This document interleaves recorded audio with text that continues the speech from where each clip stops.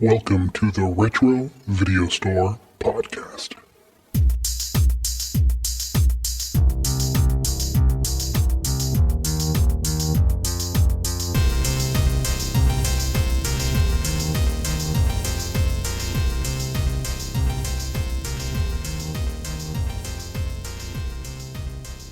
Welcome, everyone, to the Retro Video Store Podcast. I'm your host, Eric. Hi, Eric. And that's my co-host, Neil. I'm Neil. And who's out there putting out emergency fires? That would be David. He's out there, got called out to a fire, and duty calls. He's out there. Duty calls. Yeah. Duty. I see what you did. Neil, I'm going to tell you a confession to you. Tell me something I won't be surprised at. I was feeling a little burned out on the podcast over the last month, but last week I had so much fun, it just kind of lit the fire under me again. You know, I was just kind of like, ugh. Last couple we had a fucking good time. Yeah, it was really fun. So yeah, I think we quit trying to be podcasty, and we just stuck with more of you and me bullshitting like we normally would do about a movie. Let's do more of that. Yeah, and that worked really good. And also, Dave wasn't here. I think that really helps too, because Dave just fucking brings everybody down all the time. Just brings it down. God, we miss you, Dave. Be safe out there. Yeah, I didn't know your name was Dave for a while because Eric always referred to you as Anchor. Just kept fucking waited everybody in place and to get drug around. Yeah.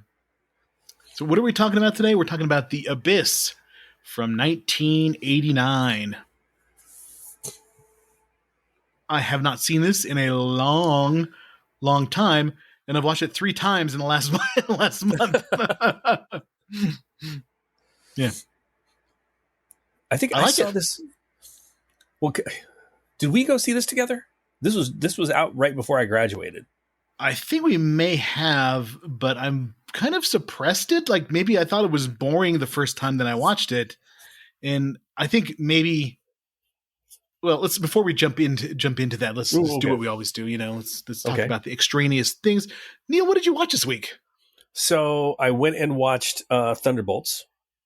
Mm-hmm. What'd you think? I liked it. I like that I loved. Well, you know, they always got the end credit scene. So the first one was just really funny, but the last one right at the end, bringing in, so you know they're bringing in the Fantastic Four. They're going through the spatial rift, so you know the Fantastic Four is coming in. And if none of you knew this already, go fuck yourself. Go watch the movie. What is wrong with you? You should have gotten your ass up. You should have watched it. It was a little like psychologically like sad. Yeah, I cried the first time I saw it. Well, I mean, have you tried not being a little bitch when you watch movies? I try my best. I get emotional, man. I'm not afraid to hide my emotions. It only happens like a few weeks out of the month. Yeah. So there was that. I loved the Red Guardian. He made that movie for me. Yeah, he was really, really good. Evil Pillow. That was. Florence Pugh as Yelena makes me not even think about the Black Widow. She's like the main character now. She's the driving force. You don't really think about, not that I dislike Scarlett Johansson. Obviously she was really good, but I think she was probably, and I don't want to diminish her, but maybe Florence Pugh's a better actress. I don't know. You know, they're having known and knowing a lot of Russian people. Mm-hmm. She does that sort of Russian, like it is what it is kind of like outlook on life, like really, really well. Mm-hmm. Like really, really well. I told you about the weird club we went to that one time in Moscow. Yeah. It's not ringing a bell. Oh, okay. So was in Europe, and we go to this weird club, and this woman comes up and she's speaking in Russian, which I obviously don't speak. Told her that I don't speak it. My friend who does speak it is over, like having a very good time, and basically tells her like, "Oh, he's American." She goes, "Oh, you speak English?" And I'm like, "Yes. I don't speak any Russian." She tells me like how much she wants to dance for me. I'm like, "I don't have any money." And she looks at me with a straight face. She goes, "You don't like what you see? What are you, homosexual?" just like straight on, Just like straight up, no right on Front Street. no mincing around. Yeah, just very very direct, and I like that. She kind of has that vibe. Her character does. Yeah. Yeah. And it retroactively makes Black Widow a better movie. If you make sure we want to go back and like watch it again. No, not really. The continuity. It wasn't terrible, but it wasn't great. I'm not a huge fan of Scarlett Johansson. I don't really. I could have done without her in the movies, like the Black Widow. It's the same thing with Hawkeye. He was there the most for extraneous Avenger. He was there for one of the best jokes. Was it what like Iron Man grabs him like pucker up Legolas or something like that? Yeah, takes off with him when they were fighting for New York. That was okay. I'm not a huge Scarlett Johansson fan. So anyway, I saw the Thunderbolts, and then I watched. I'm gonna fuck the name up because it was a couple days back. Death of a Unicorn, the A24 movie. Is that the one with like Jenna Ortega and Paul Rudd? It was interesting. I didn't realize that he was even out. I liked the previews for it, but I haven't. No, we did it on streaming.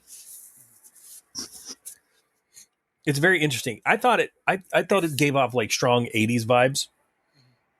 Just the way it was filmed and the whole vibe of the movie. It was entertaining. The kills were all super obvious. You knew what was going to happen. You knew how they were going to happen. And that part was making me sad because I started calling them like, oh yeah, unicorn horn's about to come to the wall right there. Boom. And there it went. And then just stopped like, wait a minute, instead of being so jaded about it, I should just sit back and just enjoy this for what it is, which was a fairly unique take on a horror movie. So it's not bad. It's worth a watch. I don't know if I'd watch it again. I really didn't check it out. I didn't care for the end, like the end, the last like 5 minutes quite so much, but it was all right. It was fairly decent. So that's what I watched. And then tons of like just serial TV.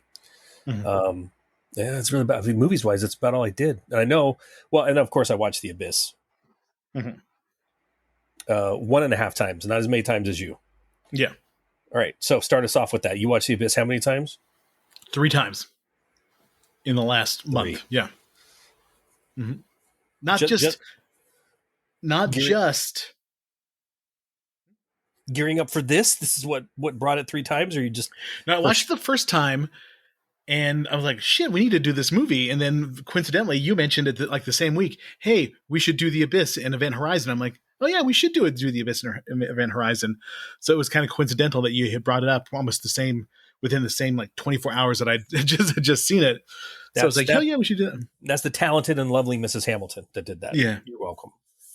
And then I watched it the other day just to start, to watch it for pleasure. And then I watched it again for notes. So, and we didn't watch just the theatrical version. We watched the special edition 2 hour and 44-minute version. So I watched a lot of The Abyss, but I don't remember. I don't know which version I watched. It had footage in it that I had not seen, but I don't know if I watched a 2 hour and 44 minute version. Did the crew sing a country song?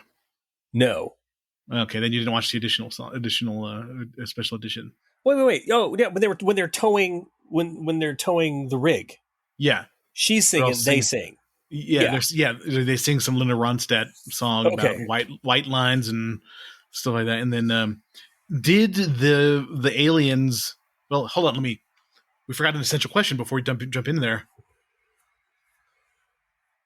What did I watch this week, Neil? That's what I was leading you into, dumbass. When I totally said how many times you watched this, that's your fault. That's all on you. I was doing my best to not do that this time. Oh God, your poor wife, man. You can't take subtlety at all. No, I can't. Jesus Christ. I feel like the older I get, the less subtlety I get. I don't do subtle as a middle-aged white guy. I don't do subtlety at all. Yeah. I'm really I'm just being as cranky as I fucking feel like now. I find myself getting more and more cranky in it. I feel bad because it's like at a restaurant, if we're waiting or just inconveniences and stuff like that, I can just feel my blood get more cranky and at work and stuff. Dumb shit like talk to people like, oh, I guess they don't have a turn signal. shit like that. Yeah. Yeah. Or people that take too long at the drive-through. It's like the menu hasn't changed, jackass. I saw a thing on Instagram just a little bit ago, and it says that when white people eat chips, they eventually say, "Oh, get these things away from me," and it made me laugh. I'm like, "Holy shit!" They do say that. I say that too, though. But yeah.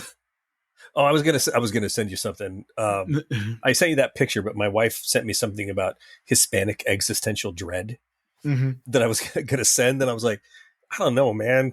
Like, I've known Eric a long time. I know a little bit about his childhood. I don't know if he'd be offended by this. So you know what? Fuck it. I'm going to send it to you. Okay. All right. So this week, when it comes to what I watched, I kind of like watched a lot of movies that we've done on the podcast. I wound up watching Stand By Me, which is really, really good. I wind up watching The Goonies, which is entertaining, but still makes me want to slap a kid because they scream so much in the movie. It drives me crazy. And I just think about the whole deal of like keeping your son in the basement, chained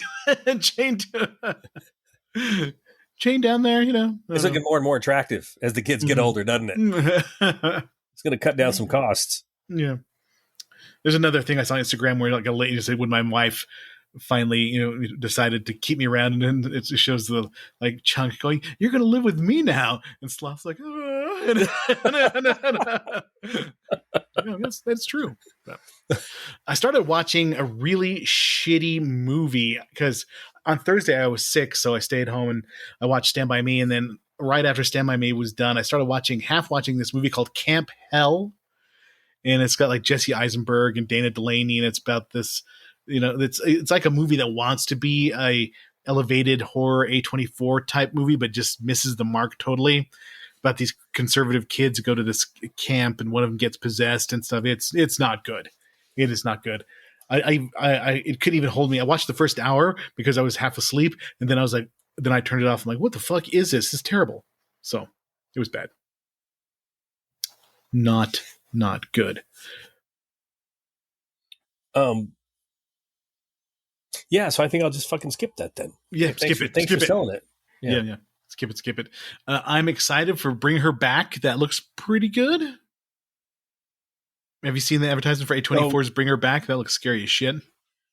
Yeah, I've seen a lot of stuff from A24 recently that just looks great. Yeah, they're putting out good stuff. Yeah, I'm generally enjoying pretty much everything they're putting out right now. Mm-hmm.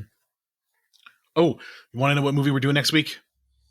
Yeah, we haven't talked about that since we started changing this up. I'm really curious. Yeah. The Believers, the voodoo movie with Martin Sheen from 1987, I think. I think we're going to do a mini voodoo marathon with The Believers and then The Serpent and the Rainbow for a little voodoo theme for the next 2 weeks. I'm down. Voodoo was everywhere back in the 80s. Remember, there was The Believers, and then there was The Serpent and the Rainbow, and then there was Angel Heart. There was a lot of voodoo going around for a short period of time. I remember specifically certain things about Angel Heart.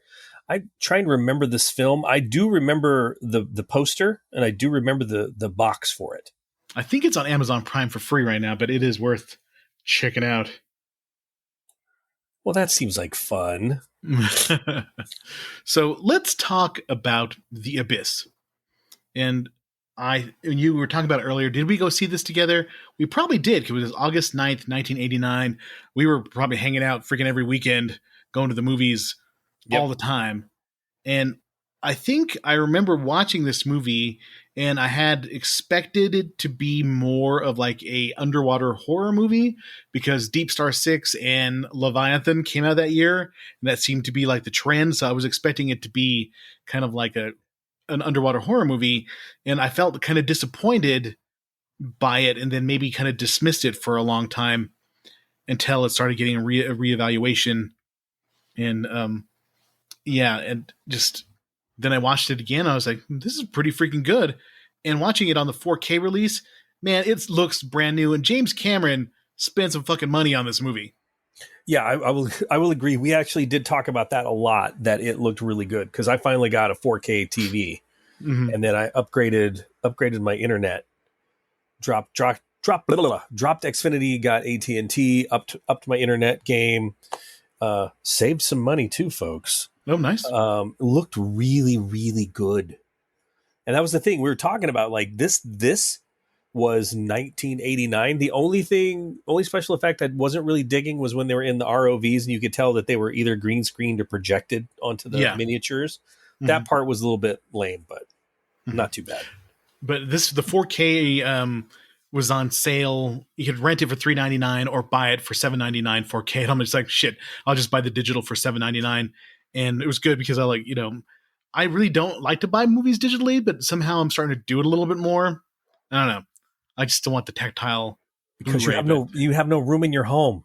Yeah. You're gonna have to get a bigger house. Mm-hmm. As soon as your son leaves for college, he's gonna come back like, why can't I come home? Daddy's got to have a place for his movies. The Blu-ray cave. But originally when I saw it, I was disappointed. But watching it now, I can see how it has become a much more lauded movie. And I watched a lot of making of stuff about this movie. Well, let's do the Internet Movie Database tagline first. All right. A civilian diving team is enlisted to search for a lost nuclear submarine and faces danger while encountering an alien aquatic species. One sentence. All right. All righty there. Well, they kind of dropped it for you, right? That's an alien aquatic species. Well, no need to watch it now. We know exactly. Know what the mystery spoil it is. Right in the tagline. That's just kind of bullshit. So this was directed by James Cameron. James Cameron loves water. God, he does. He loves water. And just kind of going through the James Cameron filmography, he originally started as a production aide for Roger Corman. So he learned how to do special effects and make things happen for a very little amount of money. And he kind of made his bones, doing special effects. He did the special effects for Escape from New York. He was the one who kind of helped develop The Wire. Looks like computer graphics when the glider's coming into New York and stuff like that. He decided, hey, we'll paint these reflected lines on these models and shoot it and make it look like it's computers. And they couldn't do that back then. So, and then he did Galaxy of Terror. And he was the special effects guy on that one. And he really juiced up that movie to make it look great. And one of the things that caught Roger Corman's eye is that they needed maggots to crawl on this arm. And he ran a current of electricity through the ground and caused the maggots to move. And that was just hey man, that's some fucking ingenuity. This guy's smart. He knows what he's doing. But yeah, that's he is by all accounts, a very, very talented and intelligent person, but also an asshole.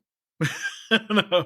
If you read any of the accounts of the stories of the making the Abyss, is that he was a certified taskmaster.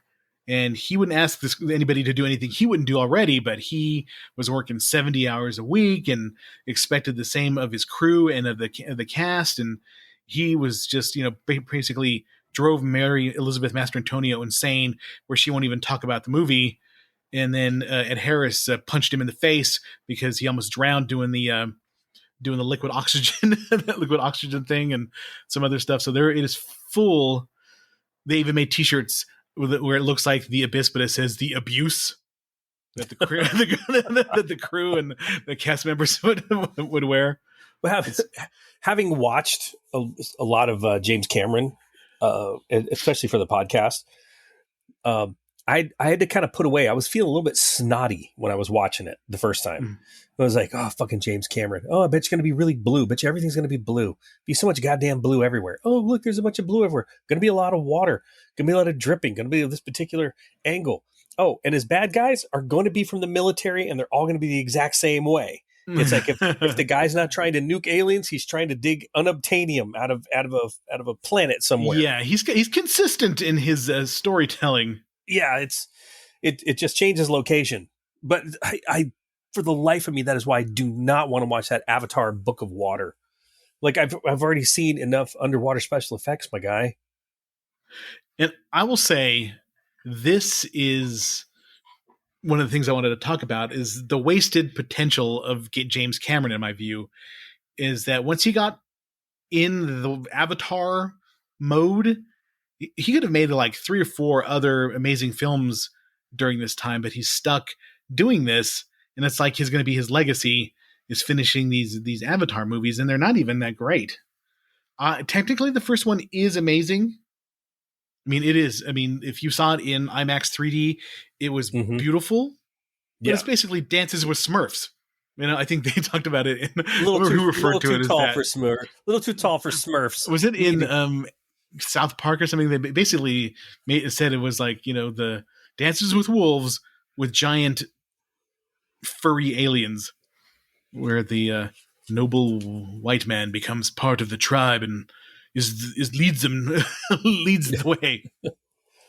Well, that's, I think, just, you know, genetic wise, you're a little bit upset because, you know, the white guys do have to come in and help out a little bit. I know you're a little bit upset about that, but just calm down, man. Calm down.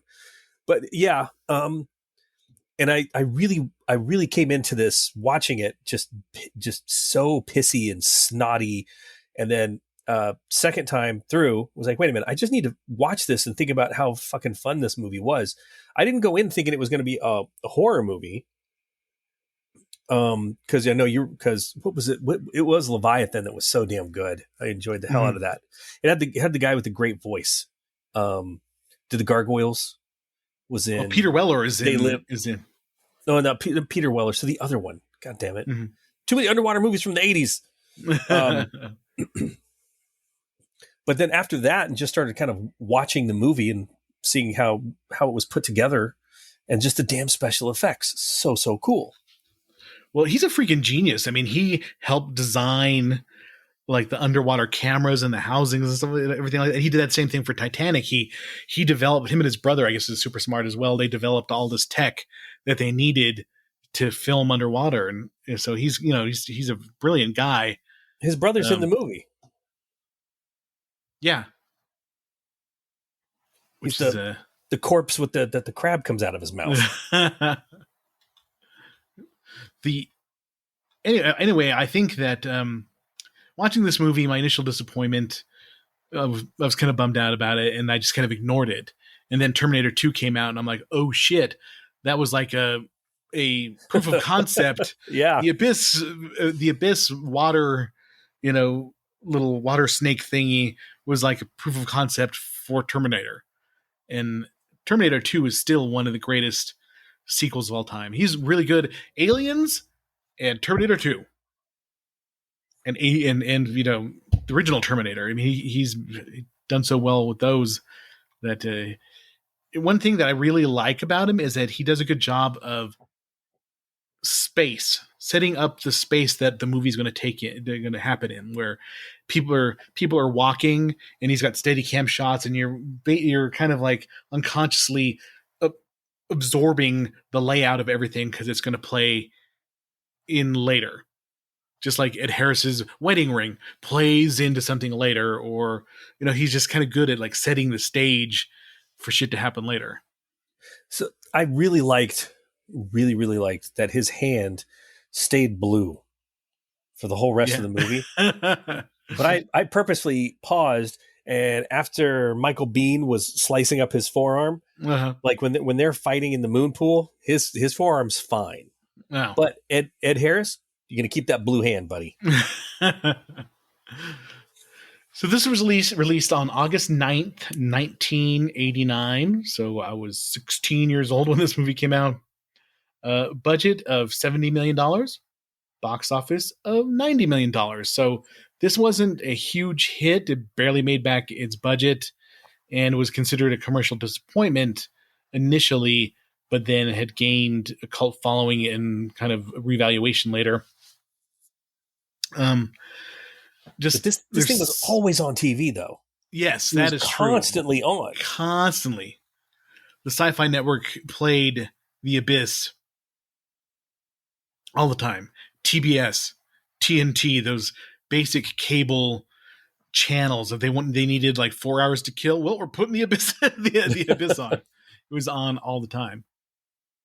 Great cast. You got Ed Harris. He's really bringing it as Virgil Bud Brigman. He's a good actor. You kind of sleep on Ed Harris and the stuff that he's done, and he's been in a lot of good things. He kind of has like an authority about him, or he brings kind of like a credibility to whatever he's doing.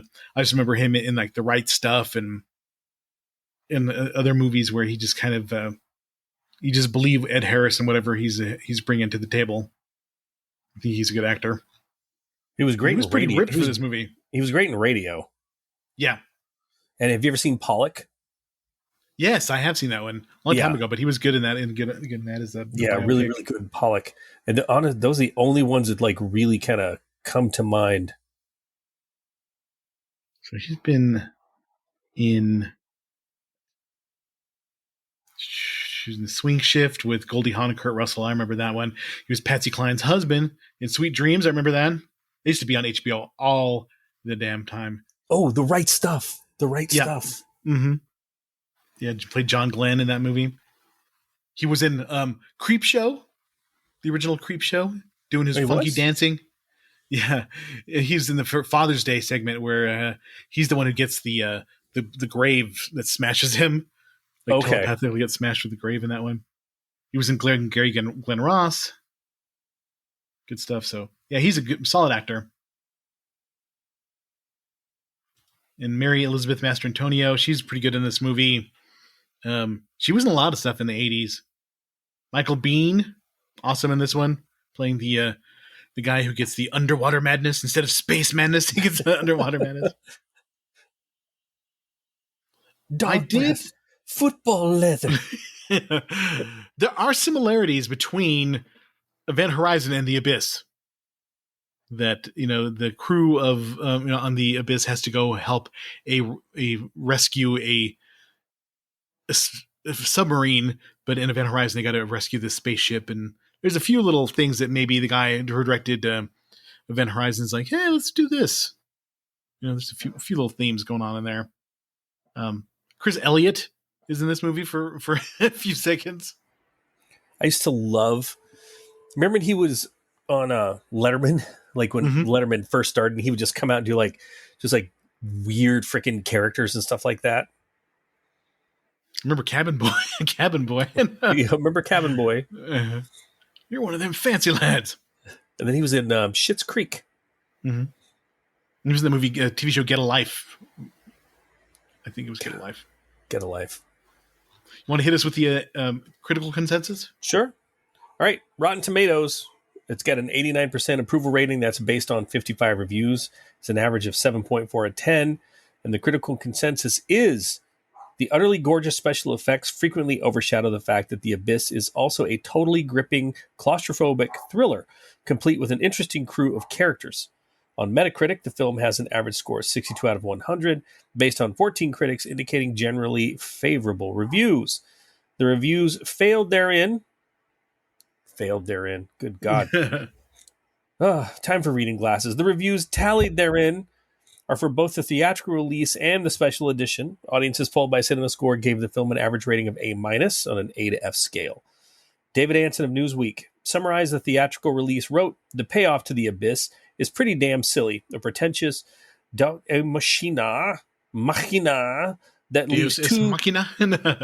leaves too many questions unanswered and evokes too many other films." In her review for the New York Times, Karen James wrote that the film had at least 4 endings, and by the time the last ending of this 2.25 hour film comes along, the effect is like getting off a demon roller coaster that is kept racing several laps after you are ready to get off. Chris Defoe, in his review for the Globe and Mail, wrote, "My brother William would have been better in this movie." William Defoe. Thank you. He says, at its best, The Abyss offers a harrowing, thrilling journey through inky waters and high tension. In the end, however, this torpedo turns out to be a dud. It swerves at the last minute, missing its target and exploding ineffectually in a flash of fantasy and fairy tale shtick. While praising the film's first 2 hours as compelling, the Toronto Star remarked, but when Cameron takes the adventure to the next step, deep into the heart of fantasy, it all becomes one great big deja vu. If we are to believe what Cameron finds way down there, E.T. really didn't phone home. He went surfing and fell off his board. Mike Clark of USA Today gave the film 3 out of 4 stars and wrote, most of this underwater blockbuster is good, and at least 2 action set pieces are great, but the dopey wrap-up sinks the rest 20,000 leagues. In her review for the Washington Post, Rita Kempley wrote that the film asks us to believe that the drowned return to life, that the comatose come to the rescue, that driven women become doting wives, that Neptune cares about landlubbers. I'd sooner believe that Moby Dick could swim up the drain pipe. Hallowell's film guide stated the film was, despite some clever special effects, a tedious, overlong fantasy that is more excited by the machinery than people. Conversely, Peter Travers of Rolling Stone enthused. The Abyss is the greatest underwater adventure ever filmed. The most consistently enthralling of the summer blockbusters, one of the best pictures of the year. John Ferguson of Radio Times awarded it 3 stars out of 5, stating, for some, this was James Cameron's Waterworld, a bloated, sentimental epic from the king of high-tech thrillers. Comparing it to Waterworld, that's fucking mean. Some of the criticism sucked. Yeah. Some of the criticism. Well, it was called. Fishtar. There's one scene that I liked, just one like little instant, when the little old dude is on the boat in all the fuel and he drops the flare and the fireballs coming at him. He goes, "Oh, thank God." Remember that? I feel that way. I've suppressed sometimes. all memories of Waterworld. Anyway, some of the criticism was deserved, but it remains a fascinating folly, a spectacular and often thrilling voyage to the bottom of the sea. Cameron excels in cranking up the tension within the cramped quarters, and the effects are awe-inspiring and deservedly won an Oscar. It's only marred by being overlong and by its sentimental attachment to aliens. The release of the special edition in 1983 garnered much praise, each giving it thumbs up. Gene Siskel remarked, "The Abyss has been improved," and Roger Ebert added, "It makes the film seem more well-rounded." In the book Real Views 2, James Bernardinelli comments, James Cameron's The Abyss may be the most extreme example of an available movie that demonstrates how good the vision of a director, once fully realized on screen, can transform a good motion picture into a great one. I remember watching the original theatrical cut and just kind of going, that's it. When the aliens came out, and especially when it came out of the water and stuff like that, I felt kind of like, what? That's it? But watching the special edition, it does make it a lot better. And I think adding a lot of the Cold War stuff, which they excised from the theatrical cut, made it a little bit more timely, maybe more dated watching it now, but watching it then, you're like, oh, we were living that shit back in the day. That was the one talking to my son about, like, how real that was. Like, was it, God, they even had those like ABC movies, like The Day After. The Day After, that screwed everybody up, man, when that movie came out. Yeah, just that whole like, oh, we're all going to get nuked. Don't even worry about it. The nukes are coming. The Day After came out in 1983. So that was about the fictional conflict between NATO and the Warsaw Pact. Everybody watched that. Everybody was fucked up the next day. There's another movie that came out in... Would you like to play a game? Yes. About global thermonuclear war? There's another even scarier one, and I thought it came out before The Day After, but it was the year afterwards, called Threads. And it is the British one. And that one is bleak as shit. Oh my God. Well, the British do bleak as shit really well. Yeah, and just, babies with cancer and people eating each other, and it was just really freaky.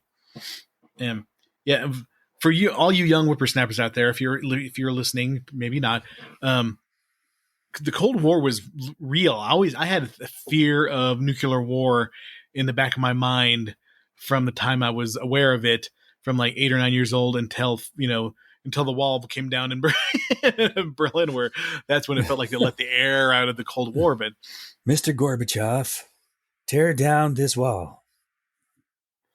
So I always remember that. Wait, hold on. not only did I do an impression of the That was computer good. from War Reagan. Games, no, I did the computer from War Games, damn it. And I threw a Reagan in there. Fucker. Both very good. Very, very Thank good. you. Yes, thank you. You bring the impressions. I can't reach the level of impressions that you do. Well, I spend a great deal of my time just mocking those around me, so it really helps. Yeah, I really appreciated your Mickey Mouse last week. That was really good. I'd have a chance to listen. Okay. This podcast has taught me one thing, is that how my voice sounds in my head to the way it actually sounds when it's recorded. Oh my God. Yeah. 100%. I cannot stand to listen to myself, especially when I'm editing. I'm like, ugh. And I can hear every little and I've controlled the big exhales a lot. I've over the years of doing the podcast, but when we first started, I was always like before I talk, and I could always tell that I was getting ready to do that. So I could just tell by the waveform when I'm editing. Oh, there's an exhale, or there's an inhale. Here's an inhale, and I learned to get rid of that. Or when I click my teeth before I talk, I can always tell that too, and I just clear those out. Yeah. Every bad thing I hear all the time when I edit the podcast. I never realized I did that until, so I would always tell a story to Joe before he went to bed. Mm-hmm. And it was God damn it. It's doing the whole thumbs up thing again. I'm motioning. I'm actually sitting in my kid's room because he's got a nice chair. So his bed's right over here. We would sit in that bed, and I would say, a long time ago, in a galaxy far, far away, there lived a little boy by the name of Shmosif Shmezra. And then the story would always end up with like farts or his butthole turning inside out, or, just horrific fart humor, and then put him to bed. And then one night I had nothing. I was tired and I was dry. I was like, hey, why don't you tell me a story? And then he goes, a long time ago, in a galaxy far, far away, there lived a man named Shmuel. And he kept clicking like that. No. And I'm like, where the fuck is he getting this from? And then I stopped and realized, like, oh, wait, that's me. Is that a New Mexico thing? I don't know. Do other people? I think other people do it.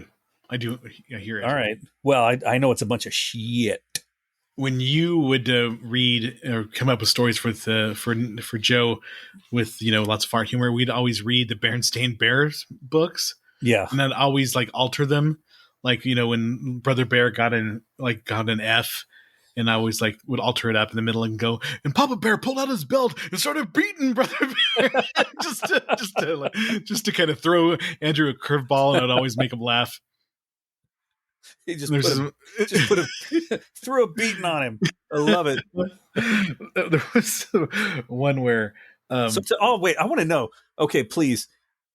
We get some emails, but to all four listeners, if any of you are fathers and are around our ages, did you guys go purposely out of your way to try to fuck up your kids when you did stories at night? Oh yeah.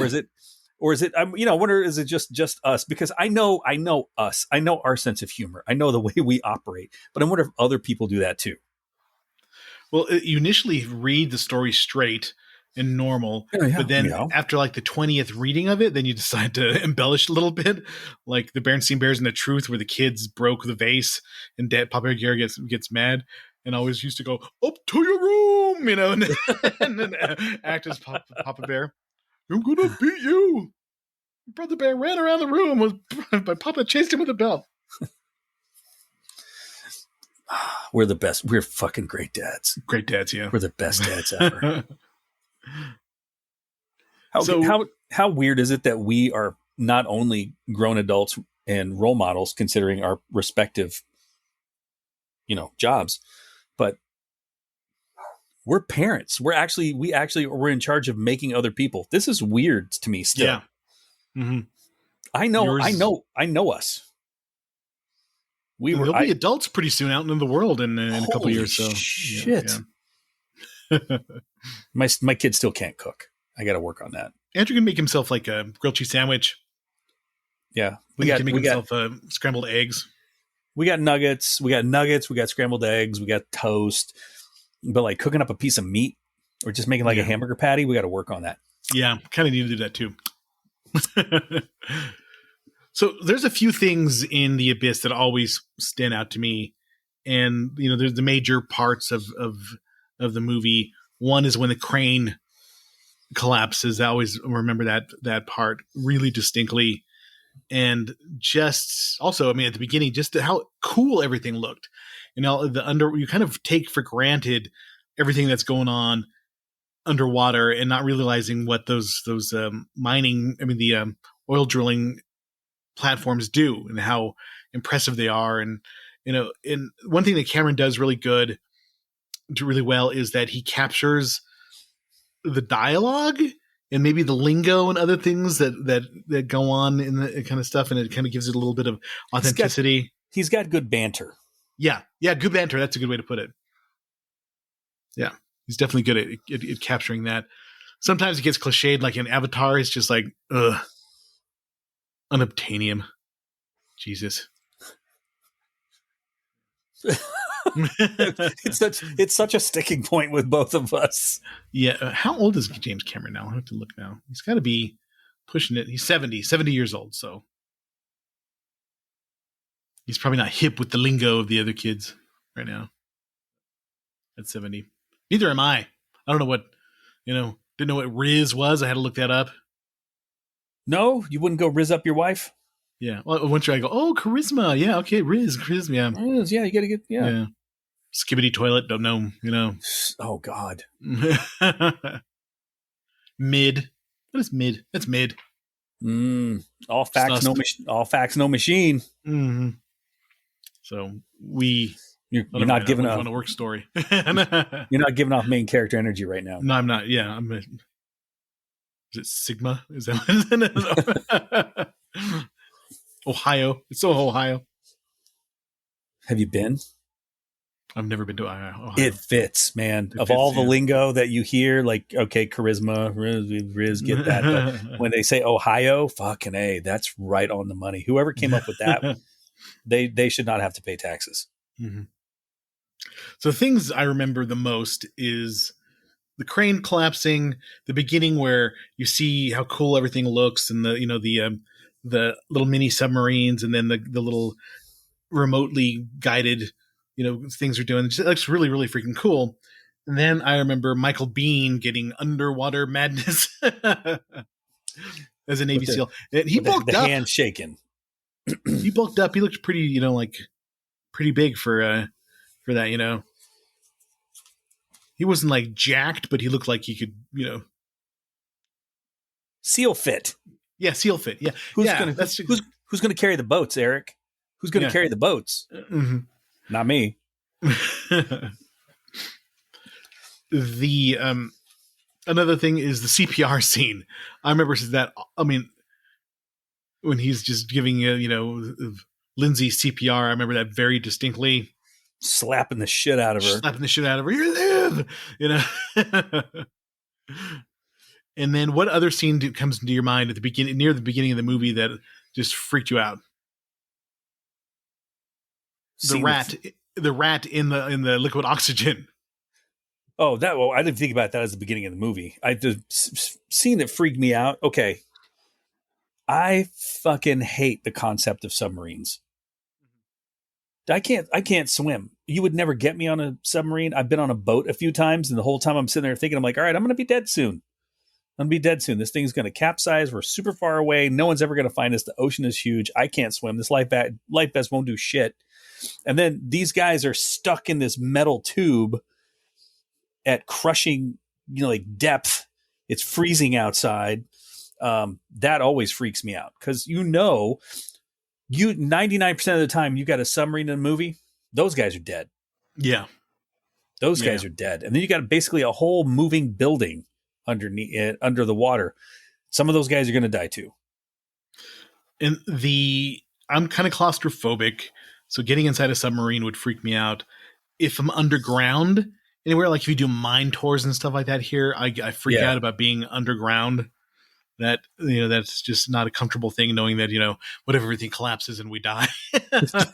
I nearly lost my shit on the mermaid ride. It's not the mermaid ride, the sub ride at Disneyland. Yeah. Uh-huh. Fuck that. I mean, you don't go underwater. It's all just it's an illusion. But I'm just sitting in there with all these people, and I'm like, I can't make it to the door in time. I'm going to have to hurt an old lady. I'm going to have to kick and punch people to get out of here. I don't enjoy that. Have you seen the previews or the videos of the new Universal Monster area at the Universal Studios thing? You know, the new park. Mm-mm. Where they have this new ride. It's like Dracula's. It's got like, it has to do with Frankenstein and Dracula and and it looks fucking cool. And the animatronics look amazing. And I would love to do it, but the ride looks like it's vomit inducing because you're basically in a chair that's suspended by, like, your chairs are held up by like this hook, and then it turns you upside down and this way and blah blah blah blah blah. You know, and it just the way it operates, I would just puke. I don't have the equilibrium I used to. This is old man moment, everybody. So I'm like, what was the zipper? Remember that ride at the carnival? I love that. I used to love that. And then doing judo and jujitsu and getting thrown around and all that shit was great. And then I got that surgery where they cut down the front of my ear and then down my neck, and they opened me all up, and that just jacked up my inner ear. I rode the Incredicoaster one time and was out for like 2 hours. Mm-hmm. And the doc was like, this might play with your balance a little bit. This might mess with the way that, motion and stuff. Dude, there's times we hit a bump in a car. I feel like I've gone over it 50 times. It's absolutely ridiculous. This is another theme park related story. The last time we were at Disneyland. Oh yeah, that time you called us, we all met up down there. Oh no, wait, hold on. No, you never did that. It's been a few years ago. I was on Splash Mountain. In Splash Mountain, on the last part where you're going down the gigantic, slide, you kind of get lifted up, and I landed, and I thought I like broke my tailbone on Splash Mountain. I was walking so gingerly for the rest of the other 2 days. It was just it was awful. You got violated by Splash Mountain. Hold by Splash Mountain. Yes, it was bad. The spray was a little bit warmer that day. Yeah, it was. We all got hurt when we were in California. I got hurt on Splash Mountain. Andrew tripped while we were walking around Long Beach and landed and skinned up his knees. And Jamie got deathly ill the second morning there, and she had to take a lift home back to the hotel because she was projectile vomiting all over Toonland. So, what the hell possessed you to walk around Long Beach? Because we went to the aquarium. LBC. We went on a boat ride and everything there. It was pretty cool. Yay, Long Beach. Yay. What a great area. So yeah, the whole, and I guess they've only ever done that on rats or mice, the whole breathing the fluid thing. But that's the thing, man. That rat's going to freak out. There's going to be rat shit all in that water. You are 100% correct. They had to use 5 different rats. They actually did it to these rats, and they actually applied the liquid oxygen and stuff like that. But whenever they would put the rats in there for too long, they would violently shit all over the place, freaking out. And then so they'd like, oh, rat shit everywhere. Okay, bring the next one in. And they would, they finally managed to splice it together to look decent. But those rats did, do what most people would do if you were drowning, is shit yourself. Probably. Yeah. And of course the CPR thing, but we grew up with those like, oh, the miracle, the boy that was trapped underwater for 10 minutes and they brought him back. So that was the only thing that bugged me. Okay. I'll buy that they brought her back. I'll buy that because that water is probably close to freezing and super salty. You can go for a while without oxygen. They can go back. But I thought this is where we need the Dave and Doc guys. Don't you have to warm somebody up at like a real specific, like you can't just like, when you bring them back, you got to warm them up at like gradually. You know what I'm talking about? Because if you bring them back, you get them too warm too fast, you can put them in some kind of shock. Well, at work, going back to my work, we do ice rescues and stuff like that, and they pull somebody out immediately out of the water, and they do gradually warm them, but they still do full CPR and other things that I've seen. We don't get that many though, so I don't know how many. Oh. They said if you're cold and dead, it's way better than if you're warm and dead, because if you're warm and dead, you're really dead. But if you're cold and dead, there's a possibility that they could They bring you back. resuscitate you. Yeah. Yeah, and then as my lovely and talented bride brought up, basically had to sit there with your boobies out with everybody pounding on your chest and screaming at you. Yeah, apparently Mary Elizabeth Mastrantonio was not too happy because Cameron kept asking for more and more and more and more takes, to get it right, and she just got fucking pissed off and said "fuck this" and left. So there's certain scenes where you see Ed Harris and he's acting against a person who's doing a body stand-in because she had enough and was like, "Fuck this," and Just they got had up to and convince her to bring it back because they shot that scene for so long, and when you're acting, they probably have to get that emotion out of them, and and just it wasn't working, and trying to get it out over and over and over again, and he was a slave driver, so people were pissed at him during the movie. The other thing that I really remember is just how far he was falling. When he was diving to get the nuclear warhead. I just always thought that was kind of cool, and they do a really good job of that, the tension where he's able to communicate with the keyboard on his wrist, and whether they can still hear him or he can still hear him or not and stuff. That was done pretty well too. So Cameron does a good job of directing technical stuff, but also he does pretty good with the emotional stuff too. So yeah. But he likes giant blue monsters that he's... he likes them. Okay. And I texted you this, and I want to see if you gave it some thought. All right, these are underwater creatures, right? Aliens, whatever. Why do they need to blink? Probably for that thing was blinking constantly. I thought it was tweaking. It did some underwater meth or something. It's just sitting there blinking constantly at him. Blink, blink, blink, blink, blink, blink, blink. And I'll agree with some of the reviews that came in. I felt like that was the weakest part of the movie when earlier when they first see them and she's underwater and she touches the alien ship or whatever. That part was really, really done well. But once you see them and they're shaking Ed Harris's hand and all this kind of stuff like that, it just... They look stiff, and you can literally see the puppet kind of like hitch. Yeah, exactly. Hitch. You can tell there was somebody that part hasn't aged very well, and it kind of maybe was less satisfying than the rest of the movie. Ed Harris was rescued by an alien that needed a massage. His neck was so stiff he could barely move. His head was doing strange things. And a lot of people, they have varying opinions about the Cold War part of it, where the aliens threaten to wipe everybody out with these gigantic tidal waves instead of being benevolent creatures, and like they seem to be in the theatrical cut, where like, hey, we're just cool dudes and helping everybody out and stuff like that. And in the special edition, like, we're going to fucking kill you if you don't straighten your shit out. We're tired of... Well, it's like the parent. Look, I'm going to stop. I'm going to keep spanking you until you stop crying. Yeah. Those huge ass tidal waves. Hey, you guys knock it off, or the gaming console's going in the garbage. Yeah, and that part, and they don't have compression sickness or anything. Everything is blah. Everything is happy at the end, and they must have done something to us.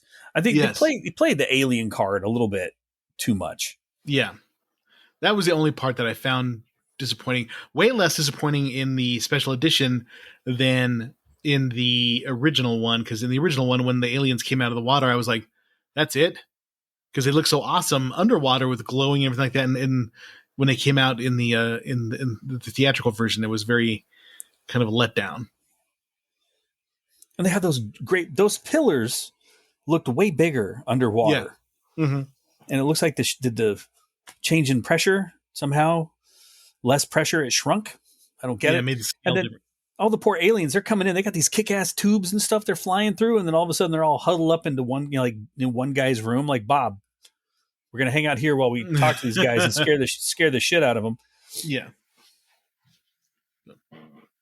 But overall, I mean, it's a pretty damn good movie, and for 1989, the special effects hold up way strong.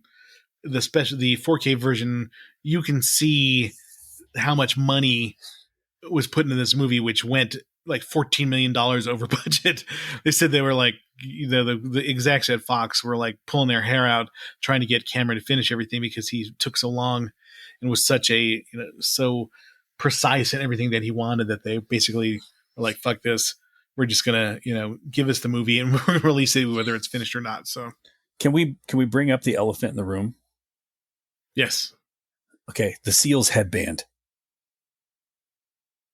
The SEALs headband.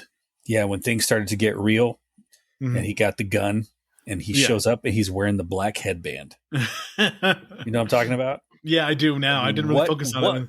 Come on, my man. What the hell was that about? Yeah. Watching a lot of Eric, I don't think you get how much that headband fucking bothered I me, guess Eric. I didn't. It didn't bother me. So yeah. You know what it reminded me of? It reminded me of Corey Feldman in Lost Boys. Oh yeah, one of the Frog Brothers. Yes, it reminded me of one of the serious Frog book, Brothers. man. Oh, I watched part of Lost Boys this week too. Yeah, it's a pretty serious book. Never touch my Dorios. Never touch my Oreos. Yeah, definitely check out The Abyss if you have not seen it before. If you've only seen the theatrical version, check out the special edition. It's definitely worth it. It looks great. Technically, everything is really, really good. I almost felt like some of the sets from Aliens were reused in The Abyss. All the kind of like girders, the catwalks and everything like that looked almost exactly the same. He's great. He's great in confined spaces. Yeah, he really is. Mm-hmm. But overall, check it out. I think it's definitely stands up. It is a little long, 2 hours and 44 minutes, but it moves pretty quick. I never felt like it was dragging too bad because it just there's a lot of momentum going on and the movie keeps going. So the second time it moved a lot better that I started watching it, but the first time I was just salty watching it. It just was looking for everything wrong. How much your mood affects your enjoyment of the movie, though. Sometimes if you're like, I'm not ready for this bullshit, and you're like, this sucks. But if you're really willing to accept it, but it's got the offer, then it's a little bit more fun. This sounds like dating advice from our wives. Yes, just accept it. just accept it for what it is. Everything's going to be great. Okay, I would say 99.999% of the time, I would say that's true. Because I will start something, I'm like, I can't fucking deal with this. What is wrong with Eric? And then I'll come back at it later and like, oh my God, I really enjoyed it. Mm-hmm. I was having a great time with it, except for that fucking turd Black Christmas. Yeah, that is the low water mark of all our movies. that movie still, I don't think we've watched anything that's been as bad. Even Dario Argento movies? Oh, a step above. A step above.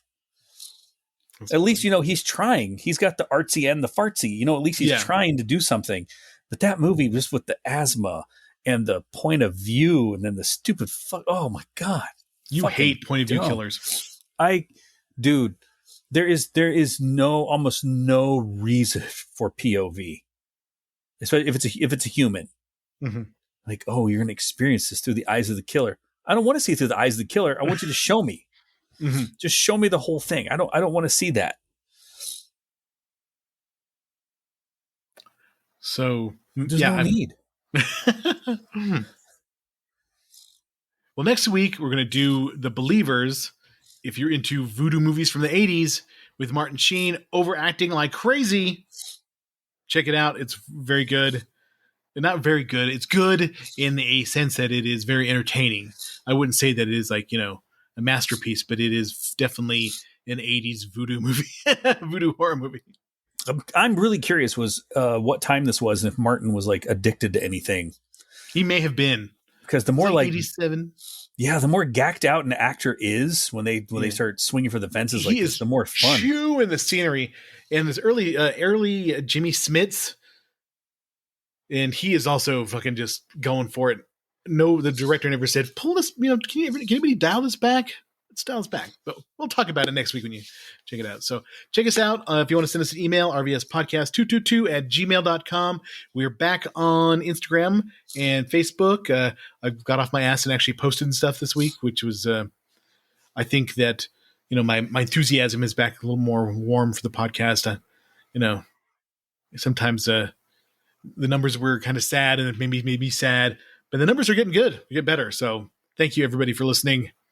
And we're doing movies that maybe people watch more than than not going through your niche stuff. Yes, so I will eventually when the horror movie season comes around. I'm going to find some niche stuff, but I think people will be more receptive to it because it's a horror movie time. But yeah, okay. So I wanted to ask you about this because I was just looking through stuff and I was watching trailers and I went down the YouTube rabbit hole and I was watching like live music and stuff. And then I get it knows me. So it was showing me movie stuff. Do you think, remember how great, and we had all those horror movies in the 80s, those really, really great horror movies. You know, we had some really good ones in the late 70s and went through the 80s and it kind of petered off. We got weird shit. Does it kind of feel to you that we're having like a resurgence? Oh yeah. Of just like really fucked up weird horror movies. Yeah, I think so. And A24 has a lot to do with it. Neon Films has a lot to do with it. There's these people out there who are giving people chance to make some great stuff. And like Ari Aster and David Eggers, they're kind of like the auteurs putting stuff out there. But there's a lot of like cooler indie stuff coming out too. So yeah, good stuff. Good time to watch some horror movies. I can't keep up. Yeah, there's so much stuff coming out there. So. I can't keep up. I'll see so many things, and then I'm like, oh, I'm going to watch that, and then I'll never remember it. But we can talk about that at a later date. So, all right, thanks everybody. We appreciate you listening, and we'll come out next week. All right, everybody, have a good week. All right. Thank you for listening to the Retro Video Store Podcast.